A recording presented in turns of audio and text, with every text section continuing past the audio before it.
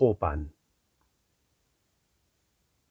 이번 여름 하코네 아시노코 호반에 있는 미스 이시의 별장에서 부득이한 사정으로 네 어머니를 죽였다. 그리고 다음 날 나는 자수하기 위해서 도쿄 검사국을 찾아갔다. 나는 정신쇠약이라는 심리 감정 결과를 받아서 무혐의로 풀려났다. 그런데 한 달도 채 지나지 않아서 다시 예상 밖의 형을 치러야 하는 처지가 되었다. 질서법을 위반했다는 이유로 큰 처벌이라고 해야 겨우 2년 정도의 징역형이었다. 나로서는 서둘러 자수해서 형량을 줄이는 것이 당연한 선택이었다. 하지만 자유로운 삶에 강한 집착을 보이던 나는 단 하루도 감옥 안에서 보내고 싶지 않았다. 결국 나는 스스로 실종되기로 결심했다. 언젠가 너도 이해해 줄 거로 생각하지만 나의 40년 인생은 마치 옛 도덕과 봉건 사상의 범위 안에서 방황하는 시계바늘에 지나지 않았다. 나 자신 말고는 누구도 사랑하지 않고 배려하지도 않았다. 오직 체면을 중시하는 일에만 급급한 경박한 생활을 이어갔다. 그러다가 최근에 우연히 한 부인을 통해 성실함의 의미를 깨달았다.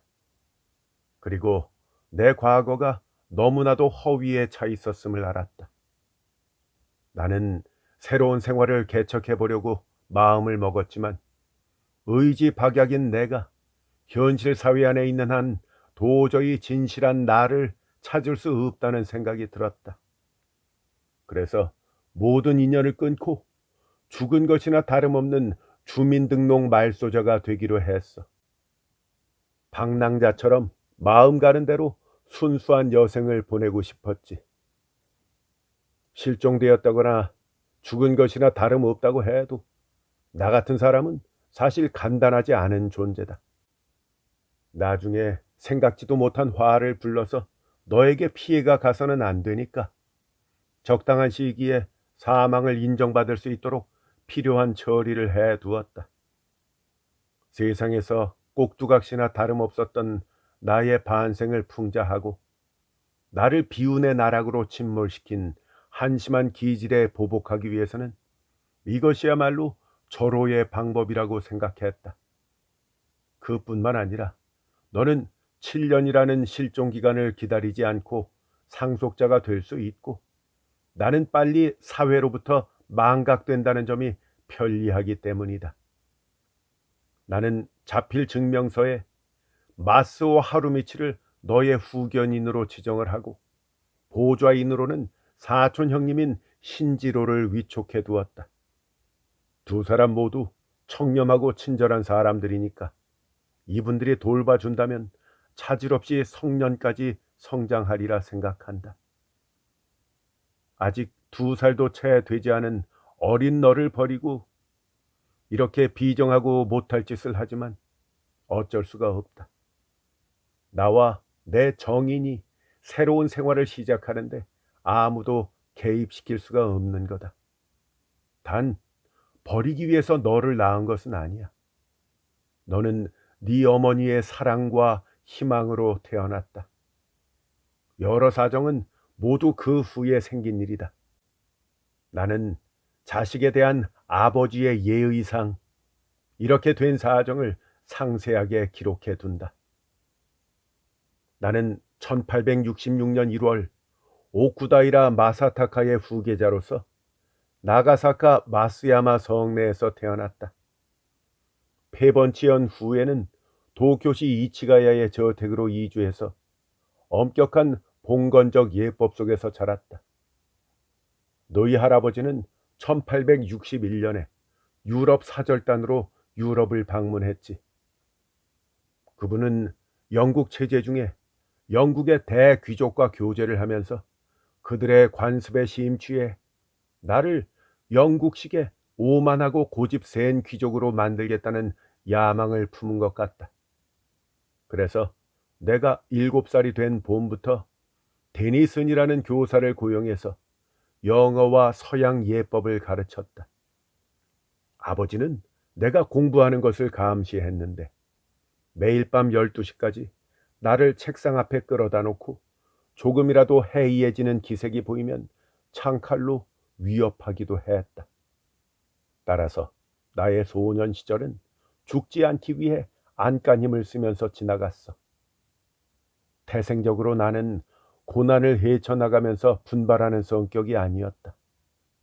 세상에서 책상에 붙어 있는 것만큼 싫은 일도 없었지만 아버지에게 혼나지 않으려고 공부를 좋아하는 척하면서 그 자리를 어물어물 넘겼지. 뭐든지 겉으로만 꾸미고 대충 때워버리는 불성실한 성격은 이미 이때 길러진 거야. 나의 아버지, 즉 너희 할아버지는 오만하고 자신감 넘치는 극단적인 귀족주의자였다. 입만 열면 신정부와 신귀족을 비난했고 구 다이묘들 중에 1인자라는 말에 의기양양해했다. 1885년 봄에 아버지는 정부를 비방하는 내용을 담은 천민정부라는 소책자를 구 다이묘들에게 배포한 혐의로 가지바시 감옥에 끌려갔다. 다이묘란 해이안 시대 말기에서 중세에 걸쳐서 많은 영지를 가졌던 봉건 영주를 뜻하는 것은 너도 알고 있지. 감옥에 갔다가 추록 후에는 구속 중에 발병한 염증성 통풍으로 고생을 했고 짜증이 늘어서 야만에 가까운 태도를 보이기까지 했다. 아버지는 강하게 충고하는 사람과는 심하게 다퉈서 결국 모두 출입을 금지했지. 그해 가을 어느 날 아버지가 나를 침실로 불러서 가보니까 아버지 표정이 상당히 어두웠다. 너는 영국으로 가거라. 무엇을 배우든지 마음대로 해도 되지만 배운 것을 써먹어서는 안 된다. 이렇게 갑작스럽게 말을 꺼낸 말 속에는 아버지의 괴로움이 묻어 있었어. 평생 거기서 살아도 상관없다. 내가 죽어도 귀국할 필요도 없다. 너의 앞날이 걱정돼서 눈을 못 감는 일은 없을 테니까. 아버지는 이렇게 말하고 휙 반대쪽으로 몸을 돌렸다. 아버지는 귀족 정치를 꿈꾸며 나를 정계의 거물로 만들 작정이었지만 불가능하다는 것을 깨닫고 이런 자포자기적인 처분을 내린 것이지. 나도 딱히 아버지를 사랑하지 않았고 무엇보다 갑갑한 아버지의 그늘에서 해방되는 것이 감사한 일이어서 곧바로 출국 준비에 들어갔어. 그해 12월 요코하마에서 출항하는 영국선 메레이호를 타고 서둘러 일본을 떠났다. 다음해 1월에 영국에 도착을 해서 처음에는 민스터의 그래머 스쿨에 들어갔고 그 후 런던의 유니버시티 칼리지 법과에 들어갔어. 아무리 논다고 해도 그 정도 되는 대학에 적을 두지 않으면 체면이 서지 않겠다고 생각했을 뿐 공부하려는 생각은 전혀 없었다.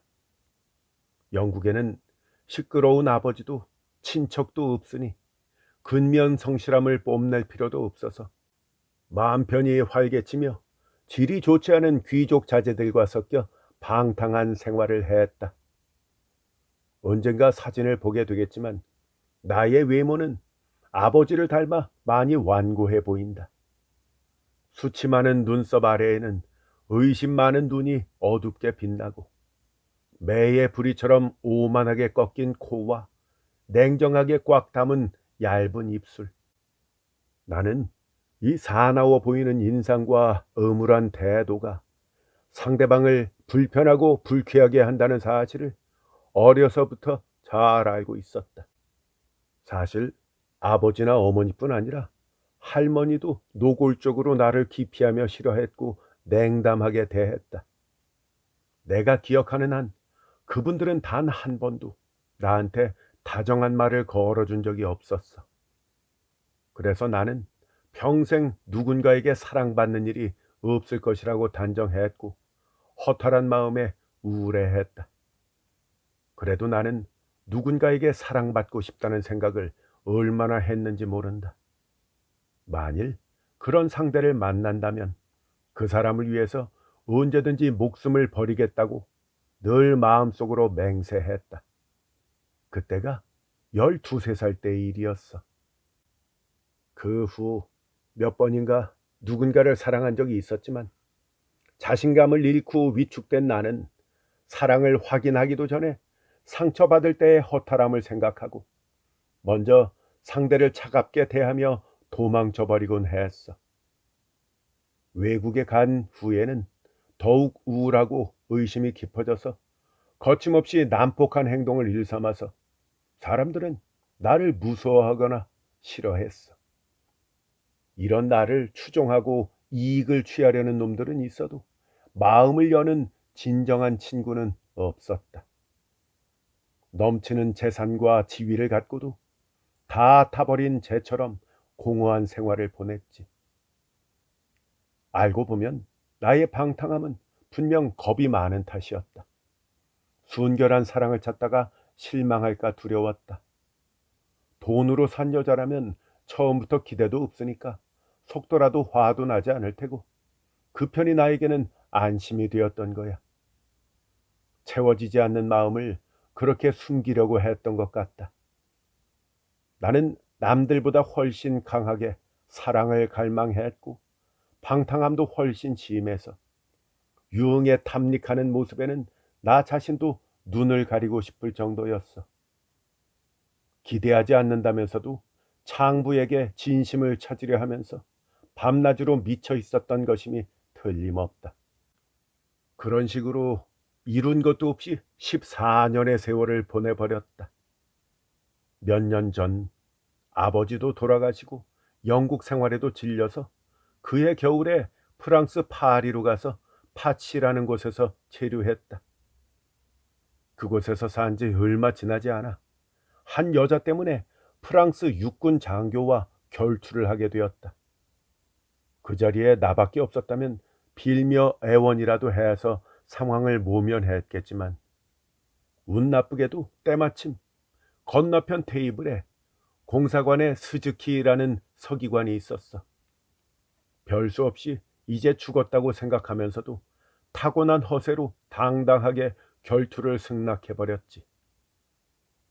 결투는 다음 날 롱샴이라는 곳에서 치러졌다. 먼저 상대방이 총을 쏘기 시작했는데 그때 나는 잔뜩 겁에 질려서 고개를 오른쪽으로 숙였기 때문에 날아온 탄환이 오른쪽 관자놀이와 귓바퀴를 뚫고 목과 어깨 사이에 박혔다.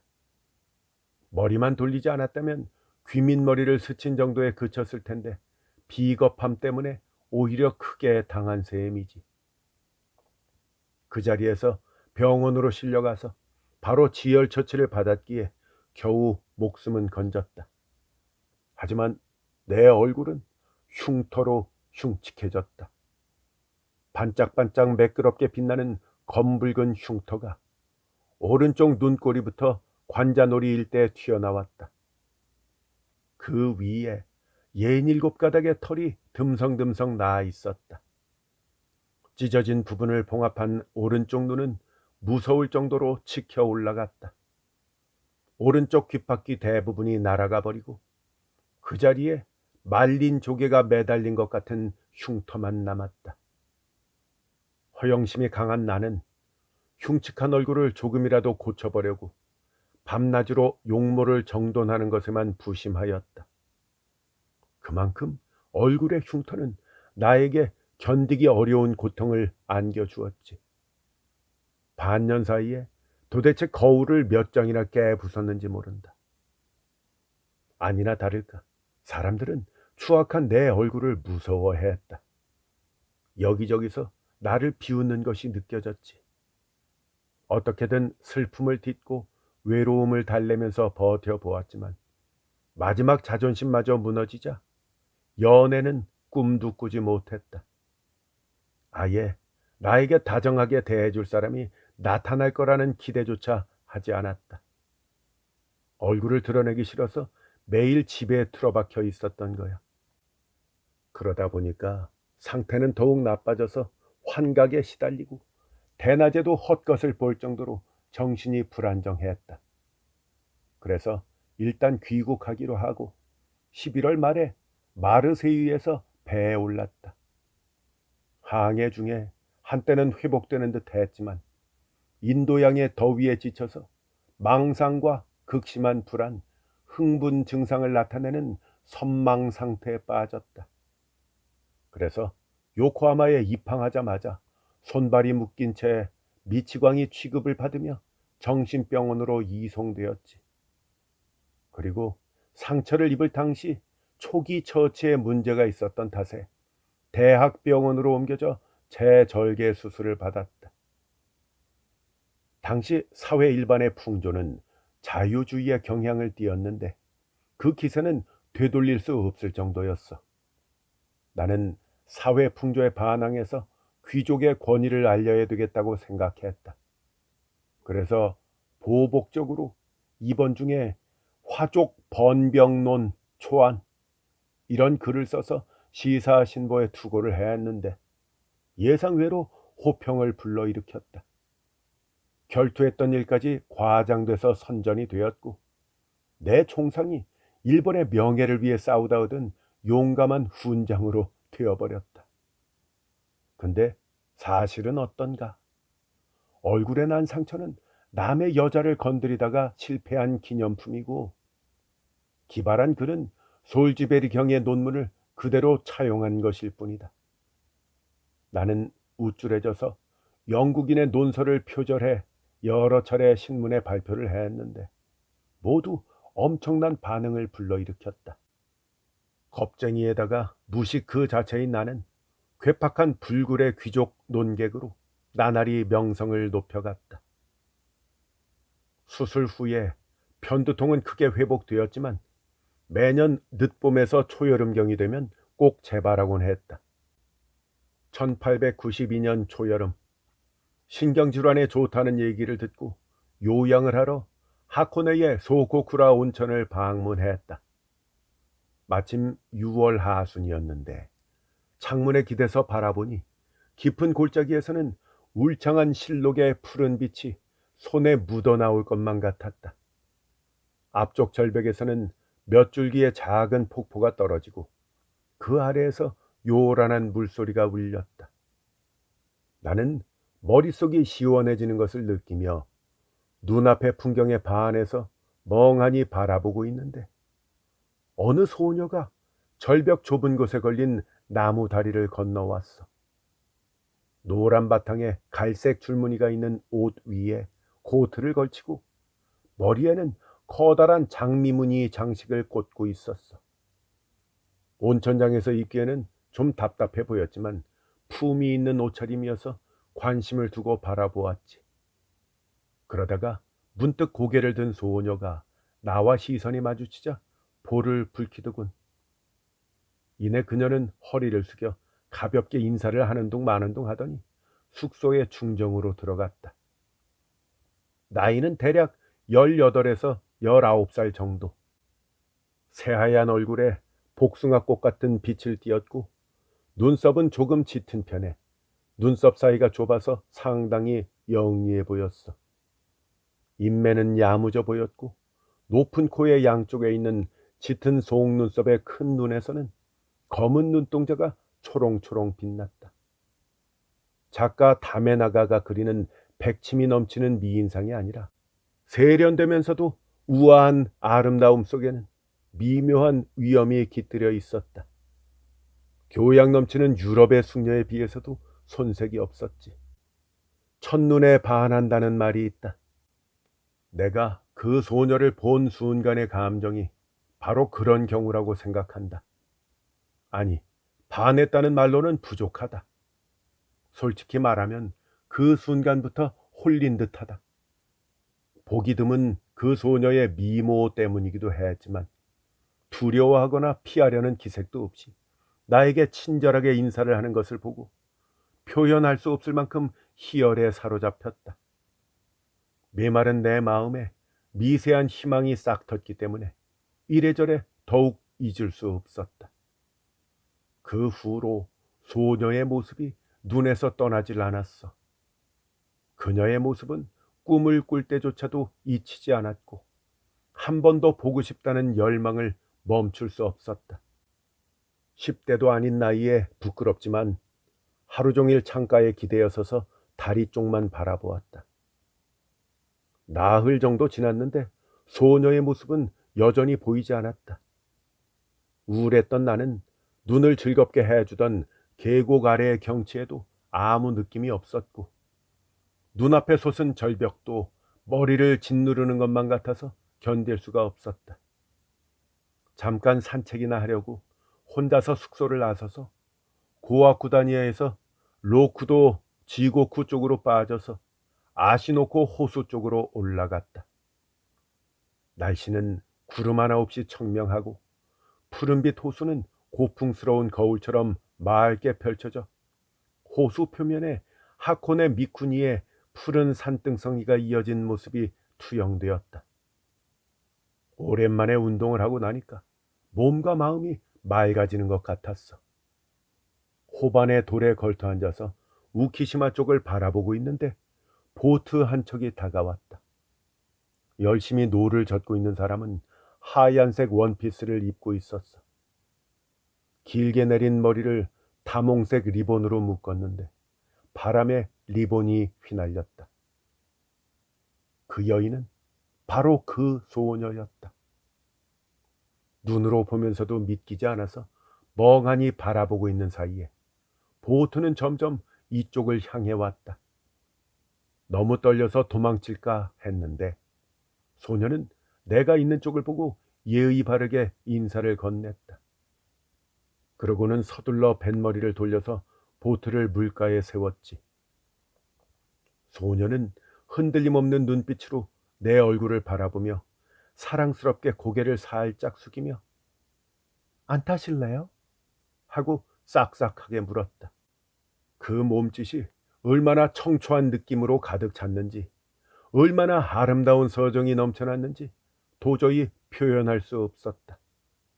활발하지만 너무 나대지는 않고 순수하면서도 친근한 태도였다. 자신의 유쾌함을 나에게 나눠주고 싶어 하는 것만 같았어. 나는 날아갈 듯 희열을 느꼈지만 본심을 들키는 것이 부끄러워서 땡큐 라고만 말하고 일어나지는 않았다. 마음속은 갈등으로 가득했어. 내 무뚝뚝함이 소녀를 화나게 해서 이대로 가버리면 어쩌나. 나는 발을 동동 구르고 싶을 정도로 초조했다. 어머, 싫으세요? 한번 타보시죠. 정말 재밌어요. 그 소녀는 천진난만하게 눈을 크게 뜨며 말했다. 그리고 보조개가 들어간 앳된 얼굴로 내 쪽으로 손을 뻗었다. 나는 울음이 터질 것 같았지만 그래요? 그렇게까지 말한다면 한번 타보죠. 라고 귀찮다는 듯이 보트에 올랐다. 소녀는 몸을 돌려 맞은편 자리에 나를 앉게 하고 제가 좀 더 저을 테니까요. 피곤해지면 교대해 주세요. 라면서 생기 넘치는 손짓으로 노를 계속 저었다. 아, 그렇군요. 나한테 노를 젓게 하려고 태운 거군요. 나의 말에 소녀는 사랑스럽게 고개를 끄덕였다. 네, 맞아요. 그러려고 했어요. 호토케가 사키 쪽까지 가고 싶은데 도저히 거기까지는 저을 자신이 없었거든요. 소녀는 아무렇지도 않게 말했다. 노를 저으면서 소녀는 아버지와 어머니 그리고 자신이 다니는 여학교에 대해서 쉴 새 없이 이야기했다. 얼마 전에 테니스 대회가 얼마나 재미있었는지 자세히 얘기할 때는 노젓기를 멈추고 몸을 이리저리 움직이면서 경기 장면을 흉내내기도 했지. 활발함 속에도 어딘지 기품 있는 그녀의 모습을 가까이에서 보고 있자니까 아름다움은 더 빛나서 정말 눈이 부실 정도였다. 나는 마치 꿈속인 듯 황홀하게 그 얼굴을 바라보면서 무심코 그녀의 목소리에 귀를 기울일 뿐이었다. 소녀는 내 얼굴을 보면서 터져 나오는 웃음을 참으며 말했다. 당신은 백작이시라면서요? 오랫동안 외국에 계셨고 또 저명한 학자시고요. 나는 한심하고 겁이 많으면서도 잘난 척하고 싶어 하는 남자였다. 가문은 상당한 자랑거리이기도 했기 때문에 이 질문이 기뻤지만 마치 아무것도 아니라는 듯이 되물었지. 음, 글쎄, 뭐 고루한 영주 같은 거지. 근데 누구한테 들었어? 숙소에서 다들 얘기하던데요. 듣기 싫어도 귀에 들어와요. 소녀는 이렇게 대답하고 불쑥, 근데 대개 얼굴 상처는 어떻게 된 거예요? 라고 묻기 시작했다. 나한테 얼굴의 상처를 누가 언급하는 것처럼 불쾌한 것은 없었어. 그래서 무심코 험악하게 눈썹을 찡그리며 따지듯이 말했다. 그런 걸 왜 묻지? 소녀는 내 말투의 변화를 눈치채지 못한 듯이 대답했다. 숙소에서는요, 전쟁에서 부상을 입으신 거라고 얘기를 하거든요. 귀족이 전쟁에 나가서 탄화를 맞는 것은 대단한 거라고 하던데요. 소녀는 다시 내 얼굴을 찬찬히 들여다보았다. 아이들 같은 호기심에서 그저 사실을 확인해 보고 싶다며 내 대답을 기다렸지. 나는 갑자기 뭐라고 대답하지도 못했어. 어, 웨이하이 전투에서 적의 포대 공격을 당해서 그랬어. 보기 흉하지? 상당히 무서울 거야. 대충 이렇게 농담으로 얼버무리자 소녀는 진지한 얼굴로 무섭긴 뭐가 무서워요? 용감하고 멋있게 보이는 거려? 라며 고개를 끄덕였다. 소녀는 내 얼굴에 대해서 아무렇지도 않게 생각하는 것이다. 나에게는 정말 기대하지도 못한 일이었어. 오랫동안 쌓인 울분이 한순간에 풀리는 것 같은 기분이 들었다. 평생 이때처럼 가슴이 탁 트인 듯한 시원한 기분이 들었던 적은 없다. 솔직한 남자였다면 감사한 마음으로 소녀의 손을 잡았을 텐데 결과가 좋지 못할 것을 알면서도 하지 않고는 못 견디는 성격인 나는 오히려 독한 말투로 꽤 듣기 좋은 소리를 하는구나. 상당히 부침성이 좋은 아이네. 라며 비꼬는 듯이 말했다. 얼마나 구김없이 자랐는지 소녀는 그렇게까지 답답하게 구는 나에게 짜증을 내지 않고 다음 날부터는 매일같이 내 방으로 놀러왔다. 때로는 안뜰에서 말을 걸어와 산책을 가자고 하기도 했다. 장난을 치다가 점차 친해져서 내 방에서 식사까지 하게 되었어. 지금까지 우울하게만 느껴지던 세상이 갑자기 재미있고 생각지도 않던 유쾌함으로 머리가 맑아졌다. 더욱 이 소녀를 아내로 맞으면 어떨까 하고 생각해 보았다. 소녀는 요코하마에서 천을 취급하는 중간 상인의 둘째 딸로 이름은 스에였고 당시 18살에 사쿠라이 여학교 4학년이었다. 내 허영심과는 별개로 일단 훈장이나 자귀를 달고 있는 이상은 그에 걸맞는 격식이라는 것이 있어서 마음에 든다고 무작정 일을 저지를 수는 없는 법이다. 하지만 갑작스럽게 신귀족이 된 사람들 중에는 게이샤 출신에게 귀족풍 예복을 입히고 뻔뻔하게 정실 부인 자리에 앉히는 자도 있다. 그에 비하면 훨씬 말은 된다. 스에의 아버님은 옛 상인 근성을 지닌 분으로 내 앞에서는 쉽게 얼굴도 들지 못하니 내 영향력이 미치는 곳을 보여주면 싫어하지는 않을 것이다. 그건 그렇다 치고 구혼하기 전에 수혜가 진짜 나를 사랑하는지 확인하고 싶었어. 그녀의 마음을 알고 싶어서 질문이 목구멍까지 차올랐지만 만일 차이기라도 한다면 그야말로 체면이 말이 아닐 것 같았다. 그래서 그런 말은 차마 꺼내지도 못하고 그냥 아내로 맞는 편이 무난할 것 같아서 본심을 털어놓지도 않은 채 일부러 무뚝뚝한 얼굴로 대했다. 이듬해 6월 성대한 결혼식을 올리고 스에를 아내로 맞이했다.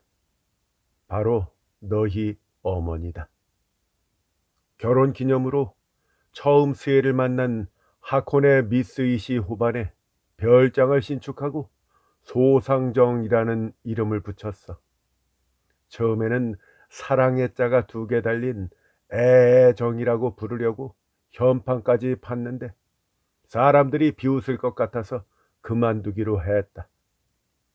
신축하자마자 우리는 하코네로 가서 2달 정도 오붓하게 지냈다. 스에는 더욱 활발한 모습을 보였고 천진난만한 놀이를 생각해내서 하루 종일 어린아이처럼 뛰어다니며 놀았지. 나는 한 번도 처녀와 잠자리를 한 적이 없었다. 과거에 사귄 사람들은 모두 매춘부 같은 여자들 뿐이었기 때문에 진짜 숙녀란 얼마나 진실하고 애정이 깊은지 전혀 몰랐고 마음속 깊은 곳 따위는 도저히 간파할 수가 없었다. 나중에 생각을 해보니 스에의 행동은 어두운 나의 기분을 조금이라도 명랑하게 해주고 싶은 순진한 의도였다. 그런데 나는 스에의 행동을 교육을 제대로 못 받은 품성 탓이라고 해석하고 혹여 우리 가문의 누군가가 이런 장면을 보면 뭐라고 할까 걱정했다. 그래서 스에를 엄격한 규율에 따라 가르쳐서 귀족 부인다운 여자로 만들겠다고 결심했어. 이치가야 본가에 돌아오자마자 나는 바로 궁궐의 의례 담당 부서에 있는 신식 아가씨를 불러들여서 스에에게 영어와 서양 예법, 피아노와 승마까지 가르치게 하고 내가 직접 관리를 했다. 스에는 뭐든지 생각에 몰두하면 그것밖에 모르는 성격이라서 상류 사회에 나가도 뒤떨어지지 않는 귀부인이 되겠다고 각오한 듯 했다. 정해진 시간에도 만족하지 못하고 책상에 앉아서 매일 밤을 새우다 보니 생기 넘치던 복숭아빛은 점점 창백해지고 평소 쾌활했던 모습도 사라져서 말수가 극히 적어졌다. 때때로 쓸쓸히 책상 앞에 앉아 한숨 쉬는 그녀의 모습이 눈에 띄었다. 말하자면 내가 바라던 여성이 된 거야. 나는 스에를 깊이 사랑하고 잠시도 곁에서 떼어놓고 싶지 않다고 생각하면서도 한편으로는 분명 이 여자도 자귀나 권세를 동경해서 결혼했을 거라는 의심을 버리지 못했다. 비굴한 성격 탓에 애정을 노골적으로 표현하는 것이 왠지 어색해서 권력의 힘을 빌어 난폭하게 멋대로 행동하고 때로는 이유 없이 때리기까지 했다. 또한 나는 원래 성적 욕구가 강한 편이었는데 스에가 경멸하는 것이 두려워서 일부러 욕구가 없이 결벽한 척 뽐냈다. 그래서 부부다운 밤을 보내는 것은 한 달에 1번이나 2번, 그것도 억지로 의무인 것처럼 항상 대충 맞춰버리곤 했다. 당시 일본과 러시아의 관계는 상당히 긴박해서 9월에는 러시아 공사 로젠과 고무라 전권 대사가 회견을 했고 러일 전쟁 개전은 피할 수 없는 상황이었어. 그래서 이런 시류를 살펴서 또 허위로 명성을 떨쳐보자고 생각하고 고노 등의 대러 동지회의에 호응해서 귀족들 중 먼저 나서서 개전론을 주장했지. 이 일로 의도치 않게 분주해져서 나는 가정을 돌볼 겨를도 없이 바쁘게 다녔다. 그해 11월 스에가 임신을 했다. 나는 스에가 더 성숙해지기를 기대하면서도 언제까지나 젊고 아름답기를 바랐지. 아이가 태어나서 스에의 애정이 아이에게로 기울 것이 두려워서 당시 최신 학설인 요한 멘델의 유전 법칙에 대해 논하면서 스에의 교양이 완성되기 전까지는 절대 아이를 낳아서는 안 된다고도 했다. 나는 스에의 애절한 호소에 귀 기울이지 않고 단호하게 낙태를 강요했는데 이 계획은 보기 좋게 실패했다. 낙태를 위해서 시도했던 수단들은 스에의 육체를 약하게 할 뿐, 다음해 7월에 스에는 남자아이를 분만했지. 그 아이가 바로 너였다. 스에는 건강이 나빠지면서 악성 빈혈로 고생했는데 하루에도 몇 번이나 현기증으로 졸도할 정도였어. 9월 말에 산후 요양을 위해 간호사와 서너 명의 하녀를 붙여 하코네에 있는 별장으로 보냈다. 러시아와 전쟁이 시작된 후 나는 전쟁에 나간 병사들을 후원하기 위해서 화족회관에 사무소를 두고 일에 진력하느라 스에의 병문안도 자주 가지를 않아서 다음해 6월까지 겨우 2번 정도 가보았다. 6월 10일에 새로 시작한 휠병회 일로 오다와라에 있는 지인에게 들렀다가 돌아가는 길에 갑자기 하코네에 가봐야 되겠다는 생각이 들어서 산마이 다리에서 인력거를 탔지. 길을 재촉해서 8시경에 별장에 도착을 했다. 별장 뒤편의 후반 쪽으로 난 문을 통해 재빨리 본체 쪽으로 가보니 정원으로 난 일본식 방에 교교이 램프가 켜져 있고 많은 사람의 목소리가 들리더구나. 정원수 사이로 들여다보니까 예전부터 알고 지내던 히비키라는 여성 문학가, 유게라는 니로쿠 신보사의 탐방 기자, 그리고 시인 기타무라 등의 무리가 교양 없이 소리를 지르면서 화투를 치고 있었다. 그 주변에는 먹다 남은 그릇이며 도쿠리 술병 등이 가득 흐트러져 있는 사이에 천박해 보이는 남녀가 5명 정도 누워 있었다. 스에는 어디에 있는지 찾아보니 대충 머리를 묶고 단정치 못하게 겉옷을 걸치고 종아리가 보일 만큼 점잖지 못한 자세로 무릎을 세우고는 툇마루 기둥에 기대어서 월금을 연주하며 노래를 부르고 있더구나. 전혀 예상치 못했던 광경이라서 멍하니 보고 있는데 여우 같은 인상의 청년이 휙 일어나서 말했다. 제군들은 문예계에 게재된 후타바테이 유메이의 4인 공산단을 읽었나? 그러자 옆에 있던 한 명이 손을 흔들며 평론은 됐다. 술이 상하겠다. 라고 소리치니까 아까 그 청년은 어깨를 들썩이며 웃더구나. 성급하게 굴지 말게. 후타바테이의 취향을 더 비꼬면 우리 하코네 공산단의 작품이 된다고. 내가 누워서 곰곰이 생각을 해보니 호탕함이라고 하면 뭐니 해도 히비키 여사지. 가라테로 멱살을 잡다니 정말 대단해. 특히 기타무라 선생은 말이야. 이렇게 말하더구나. 히비키는 왼손에 화투를 잡은 채로 그쪽을 돌아보며 오카야키 씨가 또 이상한 소리를 하고 있네. 사람을 놀리면 못 써요. 그러더니 툇마루에 있는 스에 쪽을 힐끗 바라보면서 거기 계신 누군가처럼 아무렇지도 않은 얼굴로 몰래 드시는 거랑은 다르죠. 기가 막히네. 저는 이래봬도 처녀라고요. 라고 하더구나. 묘한 여운을 남기면서 말하며 빈손을 기타무라의 허리에 두르고 기타무라 씨, 그렇게 듣고 있지만 말고 우리 본격적으로 사고 좀 쳐볼까요? 라면서 뭔가 묘한 행동을 했다. 일동은 소리를 지르며 부추긴다. 여학생 같은 옷차림을 한 여자가 몸을 주무르면서 일어났다. 못 참겠어. 보기만 하니까 혈압이 오르겠어. 여자는 이렇게 말하고는 아까 그 여우 같은 남자 쪽으로 다가갔다. 잠깐 산책하러 가요. 어때요? 좀 걸어 다니자고요. 여자는 남자의 손을 잡아 일으켜 세웠다. 여우 같은 인상의 그 놈은 여자가 하는 대로 일어나더구나. 바람은 금빛 물결을 흔들고 멀리서 들려오는 목소리 있네.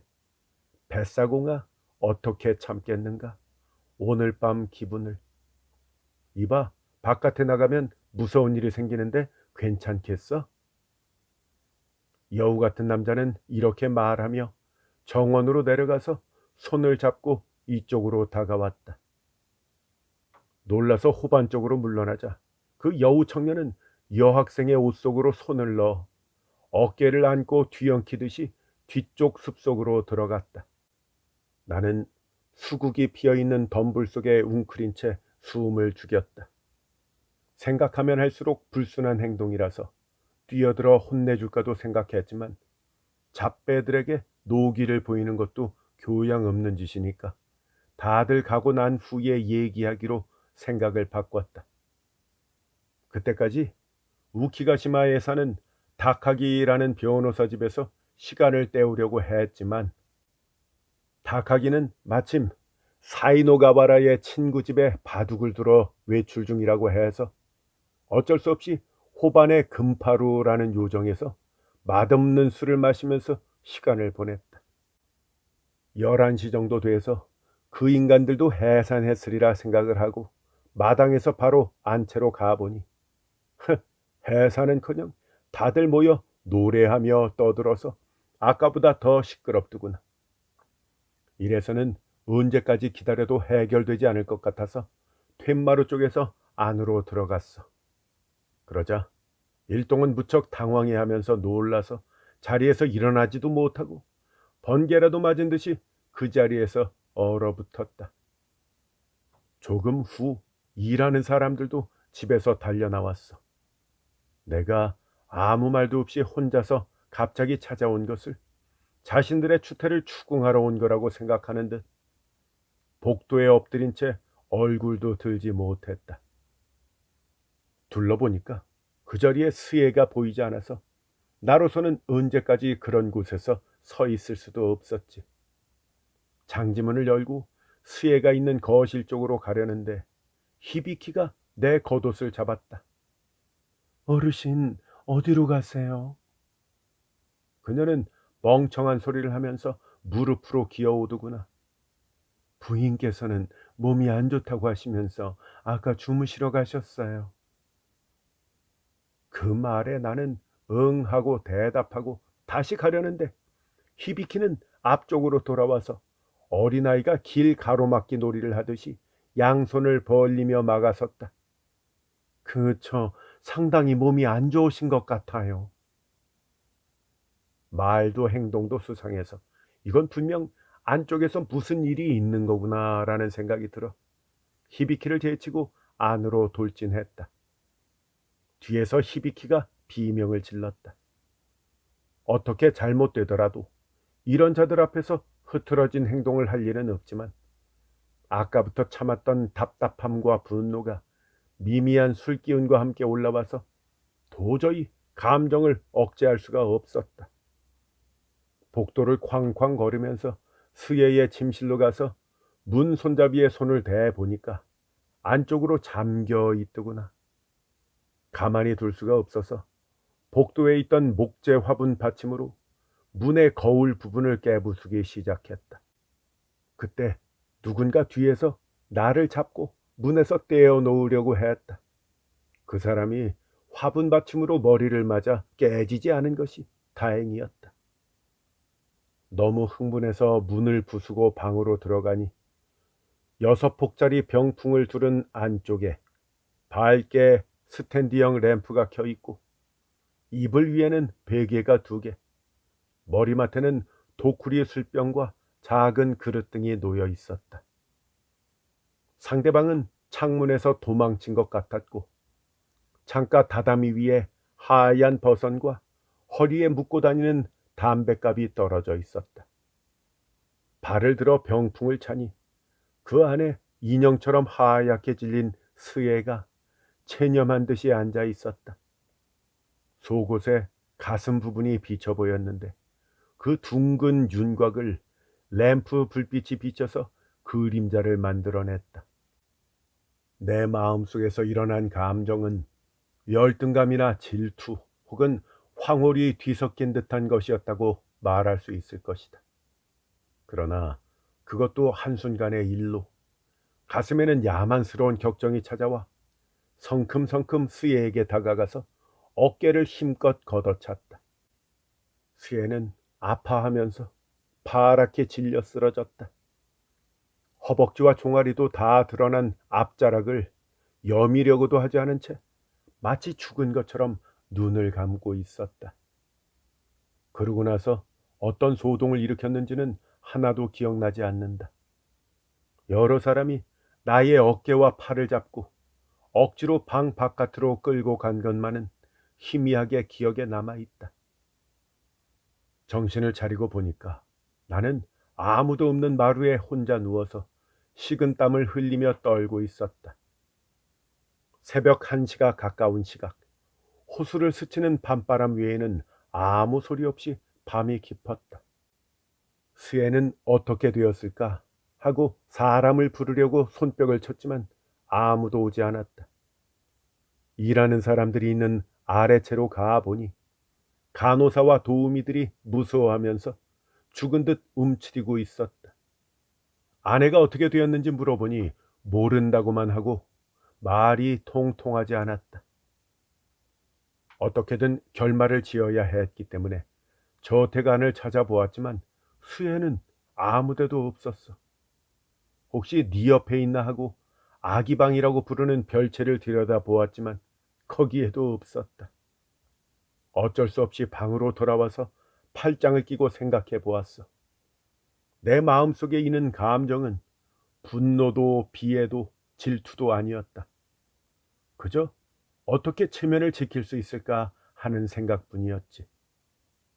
뜻밖의 결과로 전후 상황을 정리할 수도 없는 상태였는데 고집세고 지조가 굳다고 세간에 알려진 나에게 이런 사고는 재난보다 심한 일이었다.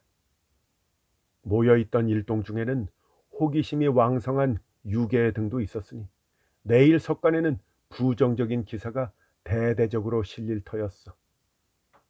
내 이름이 기자 나부랭이의 펜끝으로 갈기갈기 찢어지고 내 명성에 먹칠이 될 것을 생각하는 것만으로도 화가 나고 몸이 떨려오더구나.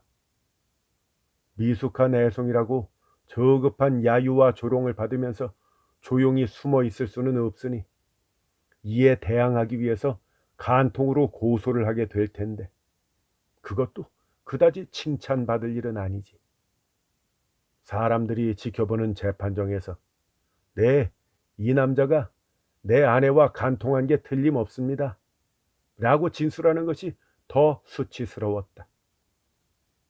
나는 이러지도 저러지도 못하고 낙담한 채 안달하고 있었는데 이런 곤란한 상황이 된 것은 그때 대충 처리해 버렸기 때문이라는 생각이 들었다. 죽이지는 않더라도 격분해서 칼로 베거나 찔렀다면 일단 명분은 서고 비웃음을 사지도 않았을 텐데 안타까웠다. 제대로 일 처리를 못했다고 생각을 하니까 흥분이 돼서 그것 외에는 아무것도 생각나지 않았다. 결국 지금이라도 늦지 않았으니까 마음 먹고 해치워 버리자 하는 생각이 들었다. 사무라이처럼 목을 치는 것도 구식이고 미친 생각이지만 그렇게라도 하지 않으면 면목을 지킬 방법이 없다. 이런 생각을 하다 보니 이기적인 생각만 발달해서 어떻게든 해야 되겠다는 쪽으로 기울었다. 솔직히 말하자면 나의 진짜 기분은 그때 다른 쪽으로 움직이고 있었어. 간통 현장을 보았을 때는 당연히 격분했었지. 하지만 수혜가 그렇게 불순한 일을 한 데는 그렇게 만든 나에게도 반은 죄가 있다는 것을 알고 있었다. 나는 어렸을 때부터 실망하는 것에 익숙하고 수혜의 애정 따위는 처음부터 기대하지 않았기 때문에 역시 그렇구나 하고 생각할 뿐 화도 나지 않았다. 물론 죽이고 싶을 만큼 미워하고 싶지도 않다. 그런 상황을 나 혼자 보고 아무것도 모른다는 절대적인 안도감이 들었다면 잘못을 꾸짖는 정도로 끝났을 것이다. 이렇게 보면 나라는 남자는 얼마나 비겁하고 잔혹하고 게다가 이기적인 인간인지 알 수 있다. 평판 때문에 체면을 지키기 위해 증오하지도 않는 아내를 죽이려고 한다. 인간은 돈 한 푼 때문에 사람을 죽이기도 한다. 그런 소행은 잔인하지만 내 경우만큼 비열하지는 않을 거라고 생각한다. 내 마음은 격분 상태에서 깨어나 이미 냉정해져서 이런 기분으로는 죽일 수 없지만 절체절명의 위기이니까 하는 수밖에는 없다고 생각했다. 그런데 바로 그때 정원에 사람이 들어온 인기척이 났다. 얼굴을 들어보니까 잎이 무성하게 자란 소나무 밑 어둠 속에 스예가 서 있었다. 이봐 하고 말을 걸자 스예는 눈을 찢어질 듯이 크게 뜨고 말없이 내 얼굴을 응시하였다. 스예는 기절하기 전에 이런 눈빛이 되곤 했지. 실신해서 쓰러진 사람을 죽일 수는 없다 하는 생각이 들어서 기절하지 못하게 스예 이쪽으로 와 하고 소리를 질렀다. 스예는 비틀거리면서 방으로 올라와서 다다미의 양손을 짚고 머리를 숙였다. 잘 돌아왔어.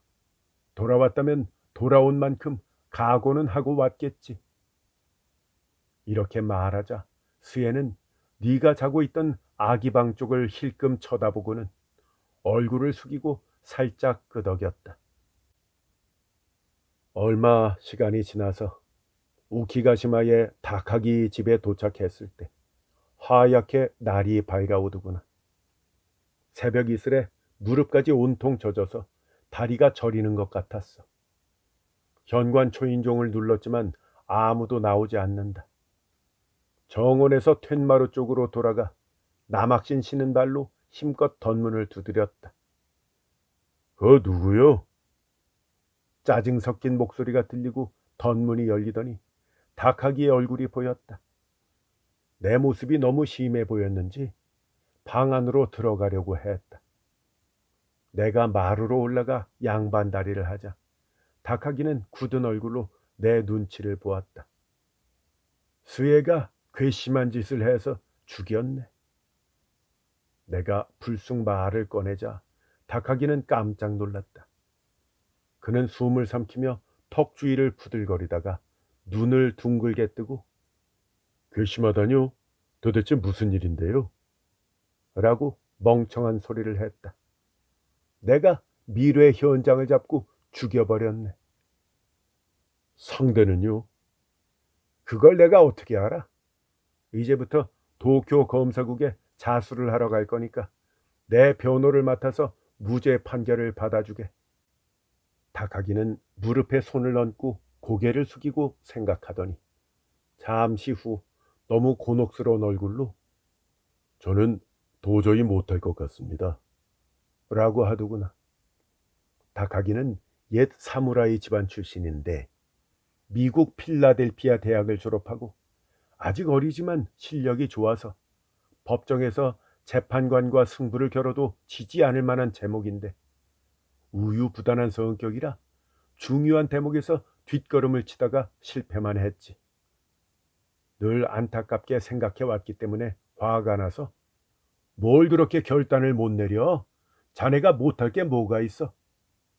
라고 밀어붙이자 다카기는 양손으로 머리를 잡고 아니요, 이 저 따위한테는 도저히 안 될 어려운 건이에요. 승산이 없습니다. 라고 말하더구나.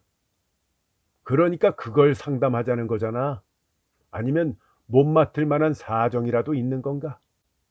내가 그렇게 묻자 다카기는 얼굴을 들어서 무슨 말씀을요? 뭐 그런 일이 뭐가 있겠습니까? 라고 하더니 팔짱을 낀 채 고민하는 듯이 보였어. 좋습니다. 부족하지만 열심히 해보죠. 아니 그렇게 부인한테 잘하셨는데 부인이 고마움을 저버린 셈이니까 그 부분을 강조해서 반격을 한다면 그렇지. 스예를 얼마든지 비난해도 좋아. 자료가 모자라면 말을 맞춰서 사실을 날조해도 괜찮아. 그런데 그것만으로 무죄가 되겠나? 아니요. 그것만으로는 어렵습니다. 뭔가 위법성이 없어진 사실이라도 있다면 모르지만요. 좋아, 그렇게 가기로 하지. 그렇다고는 해도 간단하지는 않을 거예요. 그건 그렇다 치고 당시 정황을 좀 여쭙겠습니다. 어떤 식으로 살해를 하신 건가요? 목을 졸라서 죽였네. 부인께서 살아나셨을 가능성은 없을까요? 자수하신 다음에 다시 정신이 돌아오시면 일이 복잡해지니까요. 옷깃을 쥐고 목을 조르다 보니까 귀와 눈에서 피가 흘러나왔어. 절대로 살아났을 리가 없네. 왜 칼이나 총을 안 쓰셨나요? 그런 건 갖고 있지 않았으니까. 갑자기 흥분해서 그런 물건을 꺼낼 틈이 없으셨군요. 그건 좋습니다. 이봐, 난 흥분 따위는 하지 않았어. 아주 침착했지. 꺼내고 싶어도 별장에는 칼도 총도 없었다고. 어쨌든 상관없습니다. 그래, 시체는 어떻게 하셨나요? 보트에 싣고서 돌을 매달아 호수에 던졌어. 왜 그런 일을 하셨어요? 왜 현장에 그대로 두지 않으신 겁니까? 너무 화가 나서 어쩔 수 없이 호수에 던져버린 거야. 장소는 어디쯤입니까? 어디냐 하면 호토케 가사키 앞쪽이네. 그쪽은 아시노코 호수에서도 가장 깊은 곳이라서 한여름에도 수심이 200m 이상인데 그걸 아시고 거기에 던지신 건가요? 그렇네. 근데 그렇다면 상황이 안 좋아지나? 불리한 건가? 그렇다면 우발적 범행으로서 조건이 좀 미심쩍어지죠. 그걸 알고서 했다는 건 안 됩니다. 저택에 두기는 찜찜해서 호반까지 끌고 가서 정신없이 밀어서 떨어뜨렸다고 하면 어떨까요? 그렇게라도 해야 할 것 같은데요. 나는 다다미 위에 다리를 아무렇게나 뻗었다. 보트로 날라서 버렸다고 해도 크게 문제가 되진 않겠지. 자네는 책임 조각이라고 했지만 그렇다면 나는 무죄야. 이래봬도 나는 정신병자거든. 외국에서 돌아올 때 인도양 한가운데서 분명히 한 번은 미쳤었어. 나는 정신병이 있기 때문에 무슨 짓을 해도 책임이 없다고. 전부 제정신이 아닌 채로 한 거야. 앞뒤가 안 맞더라도 오히려 괜찮지 않겠나?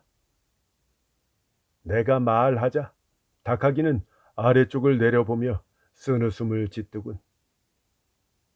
6월 12일 화족국 즉 귀족 담당 부서에 신고서를 내려간 나는 그 길로 바로 도쿄 검사구로 가서 자수를 했어. 다음 날 단지바시 감옥 구치소에 수감될 예정이었지만 제1회 공판에서 닭하기가 정신감정 청구를 했는데 잔결치유 즉 불완전한 치유 상태라는 감정을 받았고 10월 1일 제2회 공판정에서 책임 무능자라는 이유로 무죄 방면 선고를 받아서 같은 달 3일에 추록했어. 나와 보니까 역시 평판이 좋았어. 이 사건에 대해 세상은 오래전부터 아내의 부덕한 소용을 알면서도 참고 있다가 한번 치유되었던 정신병이 재발해서 충동적으로 살인을 저지른 것으로 보았어. 남편을 다시 미치게 하고 살인죄를 저지르게 한 것은 모두 아내의 책임이라고 입을 모은 거지. 친척들은 모두 나를 동정했다. 어떤 사람은 편지로 축하의 말을 보내오기도 했지. 그러니 나로서는 유쾌할 수밖에 없었어. 같은 달 5일에 친척 등 150여 명을 야나기바시의 오나카무라로 불러서 추록 기념 모임을 성대하게 치렀는데 이것도 좋은 평판을 얻었어. 그건 다행이었지만 감옥은 역시 감옥이라서 옥중에서 건강이 상해서 심신에 많은 문제가 생겼어. 그래서 잠시 요양을 하려고 하코네 별장으로 갔지. 미리 말해두었기 때문에 정원수도 잘 다듬어져 있었고 장식대 꽃을 꽂아두는 등 신경을 썼지만 도저히 그날의 기억을 떨쳐버릴 수가 없더군. 스예가 서 있던 곳의 나무 위에는 서리가 앉아서 바람이 불 때마다 사락사락 소리가 났어. 스예의 방에 가보니 책상 위 청자 화병에 겨울 국화가 두세 줄기 꽂혀 있었어. 매일 갈아주고 있는 것일 거야. 물도 아직 깨끗하고. 싫어도 이런 식으로 생각이 나니까 기분이 별로 좋지 않더군. 매일 아침 서리가 많이 내려서 감이산 정상이 흐릿하게 하얗게 된 것 같았는데 산 전체에 단풍잎들이 떨어져 하룻밤새 산의 능선들이 다 드러났어. 나는 감기 기운이 있어서 손난로를 등에 품고 무표정하게 정원을 바라보는데 멀리서부터 많은 사람의 목소리가 들렸다. 그 소리는 점점 가까워지더니 현관 앞에 다다르자 시끄럽게 울렸다. 무슨 일인가 생각하고 있었는데 신조라는 일꾼이 뛰어들어와서 대똘에 양손을 짚더군. 왜 이렇게 시끄럽나? 조용히 하라고 하게. 내가 툇마루로 나가서 꾸짖으니 신조는 숨을 헐떡이면서 말했다. 오늘 아침에 우메야의 주키치가 후카라강 입구에 쳐놓은 장어잡이 통을 거들어 갔다가 보니까 갈대 아래에 시체가 엉켜 있었다고 합니다. 무서웠지만 살펴보았더니 그게 마님의 유해였는데 이미 너무 흉한 모습이었다네요. 여러 명이 같이 운반해 와서 지금 현관 입구 방에 있습니다. 라고 하더군. 그래서 내가 아니 대체 누구한테 허락을 받고 시체를 가져왔단 말이야? 제멋대로 굴지 말라고. 그랬더니 그러면 강가에 그냥 던져두라는 말씀이시냐고 나한테 되묻더군. 개가 화났을 때와 같은 눈초리로 나를 올려다보면서 말이야. 물러가게. 호수에 몸을 던지는 사람이야 1년에 한두 명도 아닐 테고 벌써 반년이나 지났는데 어떻게 마님이라고 단정을 하나. 저리 가서 모두 정신 차리라고 전하게. 그러자 신조는 말씀 올리기 죄송합니다만 누가 보아도 틀림없이 마님이라서요 라고 말하며 여전히 꼼짝도 않더구나. 마음속에 올라오는 감정을 뭐라고 표현해야 될지 모르겠다. 진실을 말하자면 나는 스예를 죽이지는 않았다. 그때 나의 결심은 조금도 약해지지 않았다. 나는 스예의 가슴 위에 올라타서 조금씩 힘을 강하게 주면서 목을 조르고 있었어. 내가 죽이지 못한 이유는 목을 조른 것, 내 손이 스예의 몸에 닿은 것 자체가 잘못된 것이기 때문이다. 스예는 발가락을 개처럼 굽히고 가늘게 뜬 눈 안에 눈동자를 모아서 나를 꼭 아는 채 입을 벌려서 아아 하면서 소리를 내기 시작했다. 이제 막 목욕을 하고 나온 듯한 얼굴에는 혈색이 돌고 머리카락이 난 언저리에는 촉촉한 땀이 맺혔다. 어때? 괴로운가? 이제 곧 끝나. 참아. 나는 손에 힘을 주면서 말했지. 스예는 내 쪽으로 얼굴을 내밀어 고개를 저으며 미소를 지었어. 작고 빨간 입술은 내 입맞춤을 바라는 것처럼 떨리고 있었다. 나는 몸속에서 형언할 수 없는 감정을 느끼고 급히 스예의 몸에서 떨어져 뒷걸음질 쳤다. 오히려 그렇게 할 솔직함이 있었다면 나의 반생은 이렇게까지 불행하지는 않았을 것이다. 내 마음은 급히 식었고 사람을 죽이기에는 도저히 어울리지 않는 상태가 되어버렸다. 나는 팔짱을 낀 채 괴로운 표정을 하다가 이렇게 말했어. 목숨만은 살려주겠지만 살아있다고는 생각하지 마. 넌 오늘부로 죽은 거야. 미시마에 있는 연오람에 가서 비구니가 돼. 그리고 평생 비구니로 살아. 이름을 알리지도 말고 나와서도 안 돼. 나는 이 말을 던지고 스예를 재촉해서 호반으로 나와 보트에 태운 채 후카라강 쪽으로 노를 젓기 시작했어. 우미리지 언덕을 넘어 후카라 마을에서 미시마로 떨구어 줄 생각이었다. 반짝이게 닦아놓은 듯한 도톰하게 부풀어 오른 음력 10일 무렵의 달이 호반을 환하게 비추고 있었어.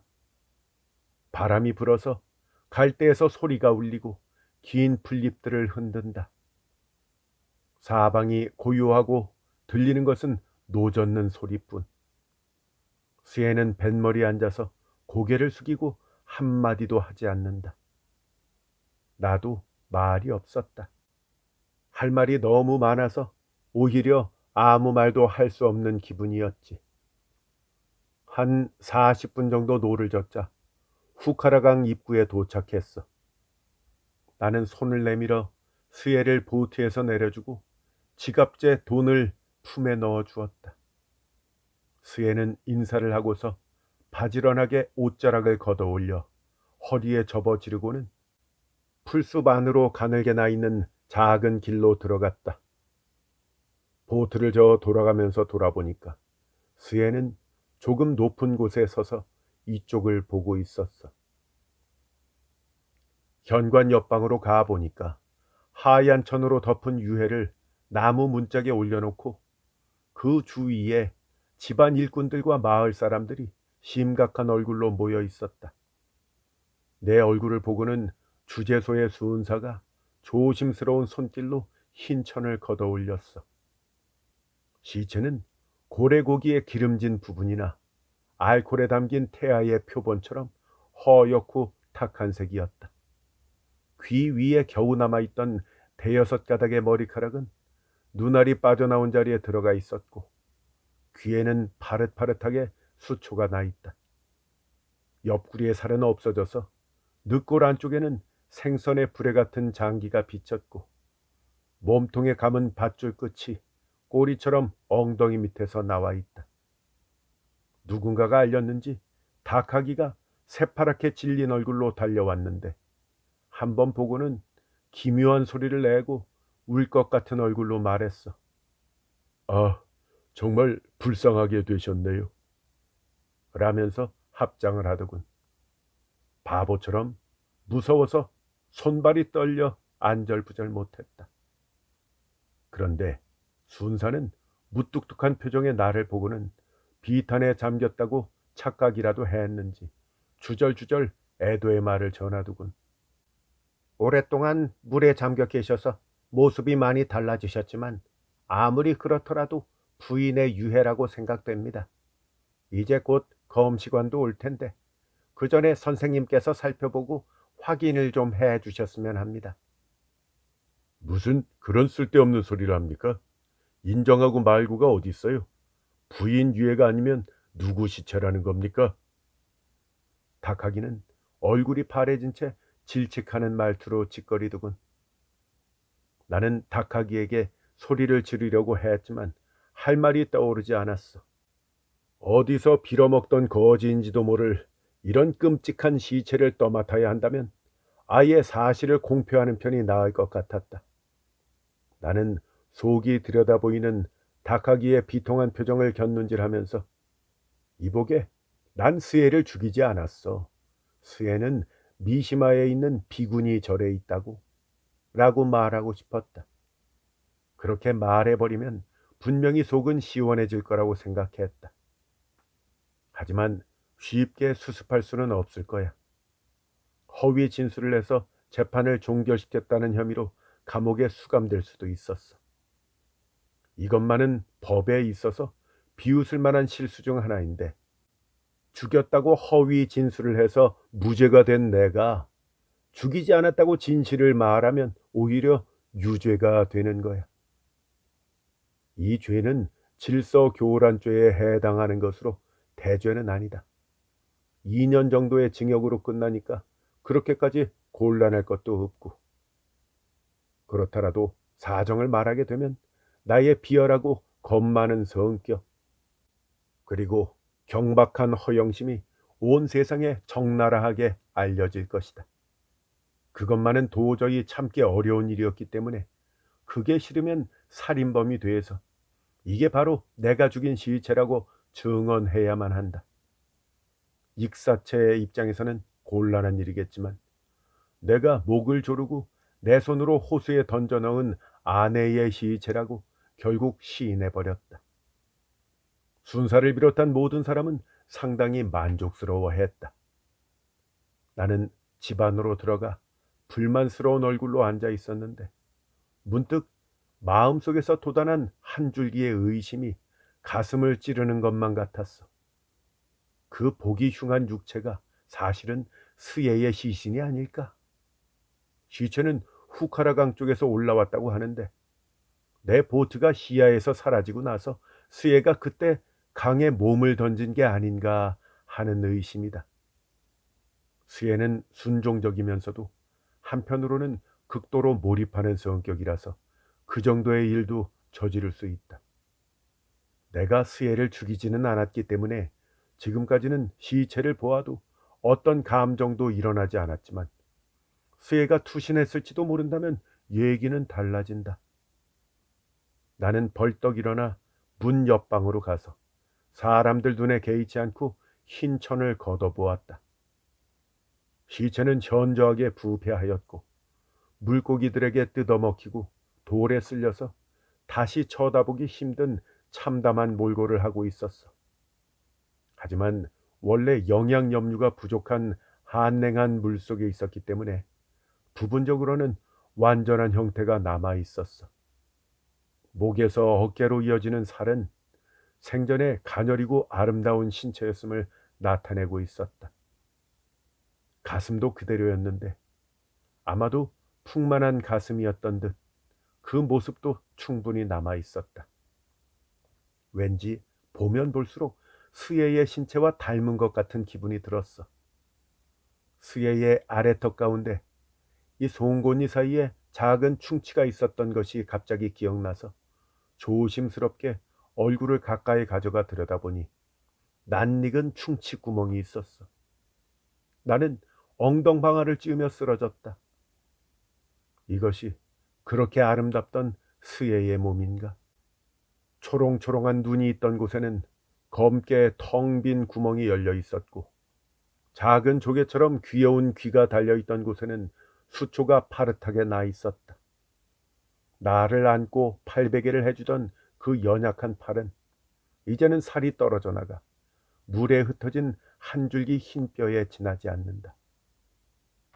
이 세상에서 만날이라 생각하지 못했던 처참한 모습을 보고 나는 가슴이 찢어지는 기분이었어. 내 손으로 직접 하지는 않았지만 앞으로 오랫동안 피어야 했던 청순한 꽃을 나 하나의 체면을 위해 무참하게 꺾어 지옥 앞으로 쫓아내버렸다. 내가 죽인 시체 앞에 앉아 있더라도 이렇게까지 양심의 가책은 들지 않을 것이다. 지옥의 문이 일단 삼켜버린 것을 토해내어 이렇게 비참한 모습으로 굳이 내 앞으로 데려온 것은 피할 수 없는 증거를 눈앞에 들이밀어 천박하고 비열한 죄의 업을 하나하나 생각하도록 하기 위함이 틀림없었다. 그러고 보니 이 시체에 남은 상처도 오점도 그리고 부패도 모두가 내 허약함, 비열함, 허식 그리고 이기심에 의해 만들어진 죄의 문장이었다. 곧 검시관과 경찰서의 의사가 찾아와서 틀에 박힌 검시를 했다. 그 작업이 끝나고 스예의 몸을 관에 넣으려고 할 때 한 덩이 살이 종아리에서 벗겨져 대구르르 문짝 위에 떨어졌다. 나는 옷자락으로 얼굴을 덮고 울고 말았다. 스예가 살아있다고 생각했을 때는 그다지 감정도 없었는데 이제 이 세상이 없다고, 이 세상에서 만날 수 없다고 생각을 하니까 후회라고도 애련이라고도 부르기 어려운 감정이 솟구치는 것을 막을 수가 없었어. 나는 이 호반에서 수혜를 처음 만나 이 호반에서 헤어졌다.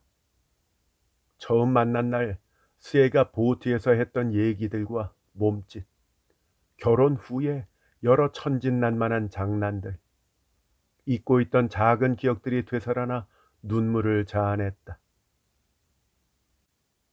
관은 넓은 방에 안치되었다.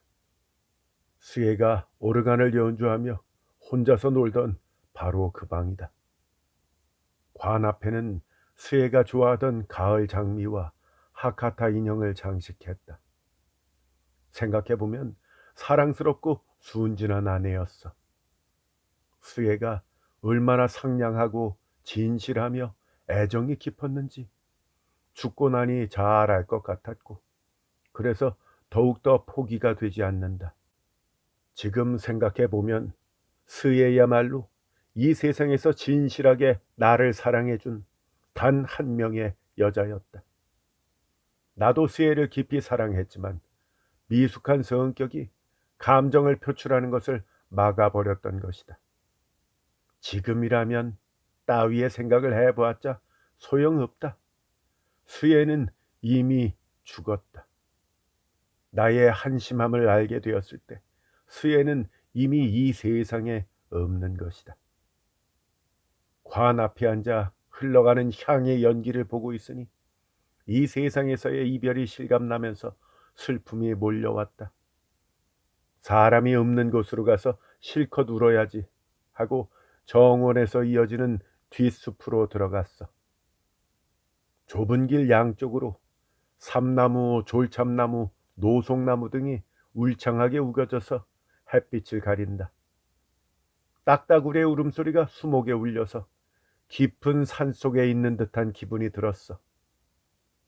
해질 무렵 어두운 오솔길의 낙엽을 밟으면서 터벅터벅 걷다가 갑자기 눈물이 쏟아지더구나. 삼나무 기둥에 이마를 대고 울고 있는데 뒤쪽에서 나뭇가지가 꺾어지는 듯한 소리가 들려왔어. 돌아보니까 수혜가 양쪽 옷소매를 가슴 위에 겹쳐 올리고 하얀 얼굴로 석양 속에 서 있었다. 나는 너무 슬픈 나머지 미쳐버려서 또 망상에 빠졌나 생각하면서 그림자 같은 것을 멍하니 바라보았지. 수혜는 짙은 보라색 머리수건을 쓰고 같은 색 코트를 입고 역시 내 쪽을 바라보고 있었어. 그러나 살아있는 사람이 아니라는 증거로 얼굴 윤곽이 흐릿해지거나 몽롱해지기도 했다. 어쨌든 뭐가 되었든지 반갑기는 해서 수혜라고 부르니까 수혜는 어린아이처럼 흑흑 흐느끼면서 숨이 막힐 정도로 내 목을 안고 엉엉 울더구나. 수혜가 죽은 것이 아니라고 생각을 하니까 수혜가 살아있는 것을 누가 본다면 그것이야말로 큰일이라는 생각에 당황을 했어. 게다가 이 근처는 숲의 입구야. 마을 아이들이 곧잘 마른 가지를 주우러 오는 장소였다. 때문에 나는 수혜의 등을 쓰다듬으면서 이봐, 큰 소리 내지 마. 사람들이 오면 안 되니까. 라고 말했어. 그러자 수혜는 갑자기 울음을 그치고 눈물에 젖은 큰 눈으로 내 얼굴을 지그시 바라보더구나. 당신을 죽이고 저도 죽을 작정으로 왔으니까 이제 소문 따위 신경 쓰지 않을 거예요. 부디 같이 죽어주세요. 이렇게 말하면서 수혜는 허리끈 사이에서 칼집을 벗기지 않은 단검을 꺼내 보이더구나. 세상에는 달변에다가 영리하기까지 해서 사람을 홀리는 교묘한 자들이 있다. 하지만 그런 이들이 천만 번 말해도 수혜의 한마디만큼 내 마음을 흔들지는 못했을 것이다. 나는 진심으로 수혜에게 사랑받고 있음을 이때 돌연히 깨달았다. 내 필력으로는 이때의 감정을 정확하게 표현할 수 없다.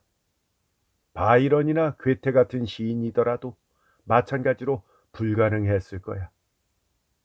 나는 기쁜 나머지 울었다. 수혜가 손수건으로 여러 번 나의 눈물을 닦아주었던 것 같았다. 나는 어린아이가 소중한 장난감을 잡고 있는 것처럼 무작정 힘을 주어서 수혜를 껴안으면서 말했어. 잘 돌아와 줬어. 나는 네가 보고 싶어서 지금도 저기서 울고 있었다고. 그때 나는 두서없이 같은 말을 반복했다고 한다. 수혜가 웃으면서 지금도 그 흉내를 내곤 한다. 우리 두 사람은 같이 숲속에 있는 오두막으로 들어갔어. 나무들을 기둥으로 삼고 널빤지 지붕을 올린 허접한 오두막이었는데 아는 흙바닥에 다다미 너댓장이 깔렸고 그 위에 화로가 하나 놓여 있었다. 산지기가 비가 올 때 사용하는 피난소였는데 지금은 오는 사람도 없지. 우리 둘은 서로를 아는 채 그동안 아쉬웠던 것을 풀어내듯이 얘기를 나눴어. 수혜가 얼마나 나를 사랑했는지, 나에게 미움을 받는다고 생각하고 얼마나 슬픈 나날을 보냈는지, 그 슬픈 날들이 얼마나 괴로웠는지를 이야기했다. 그래서 당신 대신에 그 사람을 부른 거예요. 그 사람에게 말했어요. 저는 오쿠다이라라고 생각을 하고 당신과 그걸 하는 거니까 당신도 그렇게 생각하고 가능한 한 잘 흉내내 달라고요.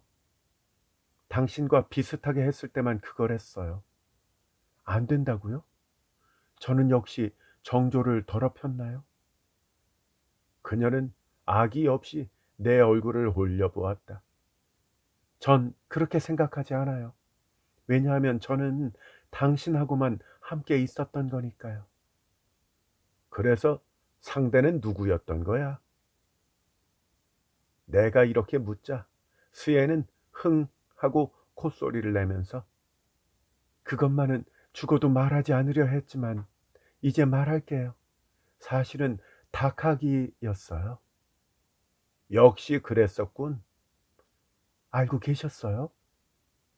시체가 호수에서 올라왔을 때 새파랗게 질려서 찾아와 합장도 하고 연불도 하고 평소에 하지 않던 짓을 하니까 아 그렇구나 하고 눈치를 챘지. 그 후로 닭하기는 별장치기도 하녀도 다 내보내고 넓은 별장에서 혼자 칩거 중이라는데 아마 혼자서 조마조마하는 마음으로 있겠지. 그 녀석은 소심한 놈이니까 그러고 있다가 보면 결국 목이라도 맬 거야. 닭하기는 혈변을 볼 정도로 열심히 준비해서 나를 무죄로 만들어줬으니까 그 정도 죄는 이미 소멸한 거야. 난 이제는 아무한테도 화가 나지 않아. 당신한테도 닭하기한테도. 나는 입고 있던 모든 속옷을 벗어서 수혜에게 입히고 황급히 별장으로 돌아왔어. 수혜가 밤에 입을 옷이 될 만한 두꺼운 외투 두 벌과 손난로를 품고 나가려는데 방구석에 장례식에 온 손님에게 나눠줄 도시락이 쌓여 있어서 한 3개 정도 훔쳐가지고 오두막으로 돌아갔다. 두 번째로 별장에 갔을 때는 방석과 차가 든 병까지 훔쳐 나왔는데 도중에 뜨거운 차가 흘러나와 화상을 입었어. 독경이 시작될 시간에 다시 별장에 갔는데 마음이 들떠서 향을 태우는 도중에 웃음이 터져 나올 뻔한 것을 겨우 참았다. 다음 날 닭하기와 둘이서 도교에 가서 무사히 매장을 마쳤지. 어디 사는 누구인지도 모르는 사람의 장례에 닭하기는 처음부터 끝까지 계속 울더구나. 왜 그렇게 우는지 물어보니까 요즘 우울증으로 이유 없이 울고 싶어서 그러니까 내버려 두라고 했다. 오두막 안에 조금씩 물건이 늘어났어. 이가 나간 그릇에 단무지를 담았지만 일상의 불편함은 없었다. 나는 아내를 죽이고 첩을 얻었다고나 할까? 아무튼 우리 두 사람 사이에는 어떤 거짓도 허식도 없었다. 내가 약속한 시각에 찾아가면 수혜는 오두막에서 뛰어나와 나에게 안겼어. 잘 오셨어요. 기뻐요. 그녀는 한참 기다리던 연인에게 말하는 것처럼 신선한 감정을 담아서 제잘거렸다. 그 모습을 보고 있으면 그저 기뻤어. 마을에서 구해온 소박한 음식을 먼지 나는 낡은 다다미 위에 늘어놓고 둘이서 먹고 나면 외투를 덮고 1시간 정도 잤다. 어느 날 나는 수희에게 말했어. 난 이 생활이 너무 즐거워서 죽을 때까지 계속하고 싶은데 여기에 당신이 있는 걸 누군가에게 발각되면 감옥이니 뭐니 복잡한 일이 생기니까 아예 집도 재산도 다 내팽개치고 어디 일본 구석에서 자유롭게 살고 싶은데. 이렇게 말하니까 스에는 손뼉을 치면서 바로 찬성의 뜻을 보이더구나. 나는 스에의 손을 잡고 물었지. 하지만 돈을 갖고 나오면 발각될 테니까 진짜 입은 옷만 갖고 도망치는 거야. 죽을 때까지 이런 가난한 생활을 해야 되는데 그래도 괜찮겠어? 좋아요. 그렇게 해요. 스에는 일어나 춤추듯이 발을 구르며 당장이라도 나가고 싶어 했어. 다음 날 아침 언제나 만나던 시간에 오두막으로 가니까 스에가 뛰어나와 어젯밤에 숲 입구에서 닭하기를 만났다고 말하더구나. 나는 반사적으로 눈썹을 찡그리며 말했다. 이거 큰일 났네. 그래서 얘기라도 했나? 아니요. 저를 보더니 눈동자를 이렇게 뒤집고 뒷걸음질을 치면서 기듯이 도망쳤어요. 유령이라고 생각할 테니까 괜찮아요. 제가 무덤 속에 있는 것까지 본 사람이니까요. 아니야. 뭐라고 단정 짓기는 어려워. 하지만 닭학이라면 입을 막을 자신은 있지. 내 잠시 다녀올게. 1시간쯤 지나서 오두막에 돌아와 스에에게 말했다. 이봐, 닭하기가 목을 맸어. 천장 석가래에 매달려 있더군. 내 말을 듣고 스에는 가만히 내 얼굴을 쳐다보았지. 닭하기의 입을 막기 위해 내가 목 졸라 죽였다고 생각하는 걸까? 그녀는 어딘가 석연치 않은 얼굴을 했어. 하지만 별다른 말은 하지 않더구나. 나는 다다미 위로 올라가서 스에의 손을 잡고 흔들며 말했지. 닭하기가 죽은 것을 보니까 생각이 바뀌었어. 실종 같은 미지근한 짓은 그만두고 이참에 아예 내가 죽은 거로 하려고 해. 그러니까 닭하기는 실종된 거로 하고 내가 자살한 거로 하는 거지. 닭하기의 시체를 숲속 깊은 곳에 펼쳐두고 나인 것처럼 하는 거야. 그러면 깨끗하게 이 세상과 연을 끊을 수 있을 테니까. 밤 11시경 보트를 저어서 닭하기 집 뒤편에 대고 닭하기의 시체를 실어서 돌아왔어. 수혜가 강키슬개서 기다렸다가 둘이서 운반했지. 수혜는 발을 들고 나는 머리 쪽을 잡고 숲속으로 들어갔다. 시체는 화가 날 정도로 무겁고 잡기가 힘들었어. 달은 떠 있지만 나뭇잎이 두껍게 덮여 있어서 아래쪽에 난 풀까지는 닿지 않았다. 갈대나 머루덩굴이 뒤엉킨 어두운 숲속에서 시체를 나르는 것은 쉽지 않아. 내가 넘어지면 스에도 넘어졌지. 불쌍하게도 닭하기는 죽고 난 다음인데도 몇 군데나 찰과상을 입었는지 모른다. 하지만 조금만 더 하면서 가능한 한 깊은 곳으로 들어갔어. 그렇게 1시간 이상 걸었지. 앞에 펼쳐진 길은 졸참나무가 빽빽하게 들어선 곳이야. 그래서 그 이상 앞으로는 더 갈 수가 없었어. 그래, 이 부근이면 되겠지 하고 밧줄로 올가미를 만들어 닭하기의 목을 집어넣고 밧줄 끝을 잡고서 느티나무를 타고 올라갔어.